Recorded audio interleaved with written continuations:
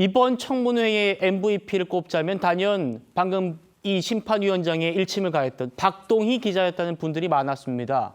축구연맹을 향해서 암덩어리라면서 작심 비판했습니다. 더 들어보시죠. 대한축구협회가 1진이면 한국 프로축구연맹 2진입니다. 여러분들이 보지 못한 암덩어리가 바로 한국 프로축구연맹입니다. 그 일례로 월드컵 기간 중에 프로축구연맹이 21개 구단들을 상대로 해외 시찰에 갔습니다. 거기서 2박 동안 칸쿤 휴양지에서 멋지게 즐겼습니다. 심지어는 마야 유적지 간 사진, 저 보이시는 사진은 야구 팬이 저에게 제보한 사진입니다. 마야 유적지에서 신나게 노시다가 군인 토론을 하셨다고 하는데 도대체 어떤 세미나를 했는지 아무도 알지 못합니다. 이 경비가 총 7억 원이 들어갔습니다. 그렇다면 왜 프로축구연맹에서는 21개 구단들 대표들 데려갔을까? 이유는 하나입니다. 바로 투표권이 있기 때문입니다. 192명 가운데 K리그 구단주들이 상당히 많이 있습니다.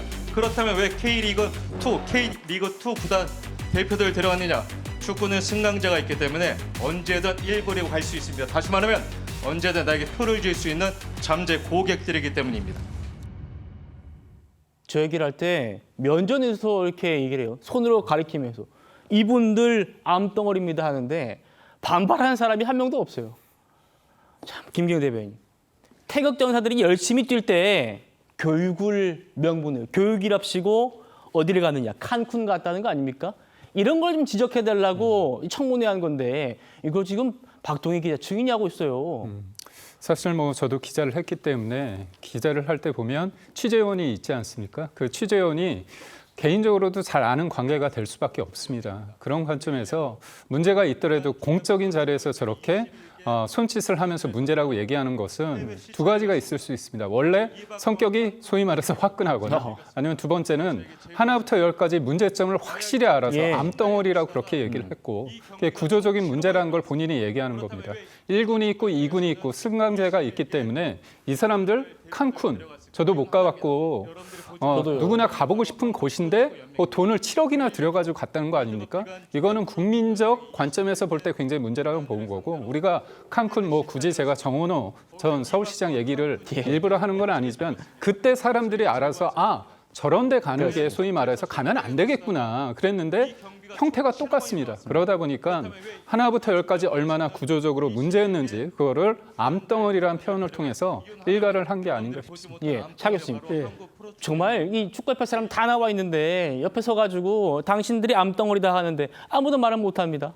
사실 뭐 박동희 기자는 스포츠 기자로서 상당한 뭐 나름대로 취재력을 증명을 했던 기자입니다. 그런 차원에서 사실 들었을 때 저는 뭐 상당히 수긍이 됐고요. 그거보다 저는 이 K리그의 제2리그 이 관련된 부분에 대한 지적을 정말 저는 깜짝 놀랐습니다. 그러니까 지금 박동희 기자가 이런 이야기를 했어요. 지금 시민구단이 형태로 우리나라에 지금 약 20개 정도가 있는 모양, 17개 정도가 있는 모양인데 거기 전부 다 시민들의 혈세로 지금 운영이 된다는 거예요. 그러니까요. 그런 식의 지금 그러니까 이 축구 리그는 전 세계 어디도 없다는 겁니다. 그러니까 대략 지금 한 해에 지역 주민들의 혈세가 한 2,100억 정도가 들어가는데 이거에 대한 제대로 된 감시가 이루어지지 않고 있다. 그래서 대표적으로 어제 하나 콕 찍어서 이야기한 것이 김포 FC였는데 김포 전임 시장과 그리고 관련된 관계자들이 구단을 사유화해서 완전히 지금 엄청난 횡령 사건이 일어났는데도 아무런 그 통제 시스템이 없다.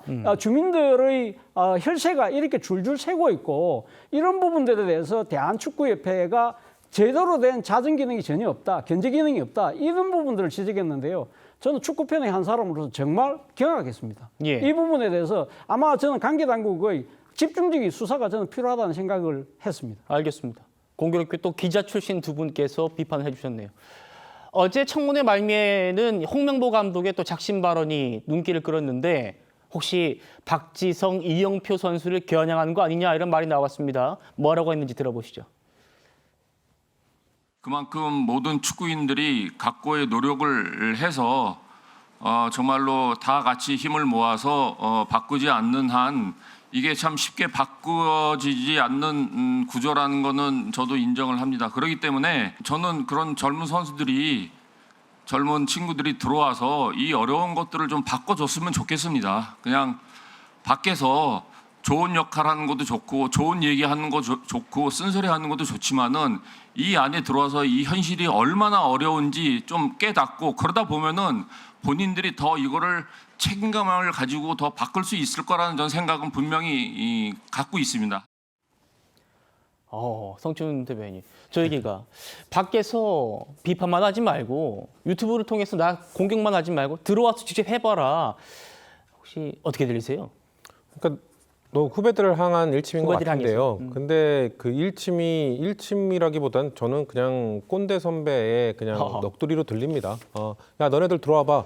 너네들 뭐 아무것도 몰라서 그런 거야. 감독 안 해봐서 그러는데 이 대한민국 축구 해보면 달라. 감독해보면 달라. 너네들 막상 바꿀 수 있는 거 하나도 없을걸? 밖에서나 그렇게 떠들어대지라고 얘기하잖아요. 그 밖에 있는 분들이 들어가기 싫어서 안 들어갔나요? 그 거대한 카르텔이 존재하기 때문에 못 들어간 건 아닌가요? 지금 어제 청문회를 왜 했죠? 그 거대한 카르텔 때문에 당신이 감독된 거 아니냐? 그 거대한 카르텔 쪽에서 움직인 것 아니냐라는 비판을 했던 것 아닙니까? 정몽규 전 회장은 여러 카르텔 중에서 뭐 학교와 관련된 학연과 관련된 카르텔에 대해서는 나는 임기 중에 학교 자기가 속한 그 대학교 출신은 한 명밖에 감독으로 임명한 적이 없다라고 얘기를 했습니다만 국민들이 그렇게 받아들이나요? 감독 말고도 훨씬 더 많은 중요 직책에 중요 직위에 같은 학연뿐만 아니라 인맥, 인연 뭐 온갖 그 카르텔로 이루어져 있는 것 아니겠습니까? 예. 윤영근 의원의 문자가 문제가 됐던 것들이 뭡니까? 결국 대한민국에 있는 모든 카르텔은 연결되어 있구나.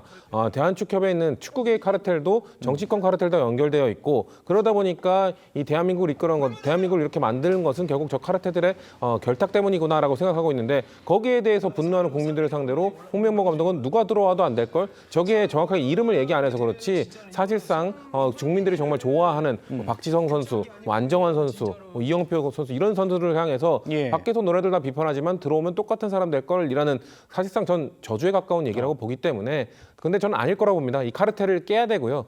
근데 전 걱정되는 건 그 정치권이 자 이슈가 있던 이 순간만 넘어가고 또 관심을 안 주게 되면은 박동희 기자가 말한 암덩어리는 제거되지 못할 겁니다. 그렇기 때문에 정치권과 언론이 좀 지속적인 관심을 가져야겠다는 예. 말씀을 드립니다. 알겠습니다.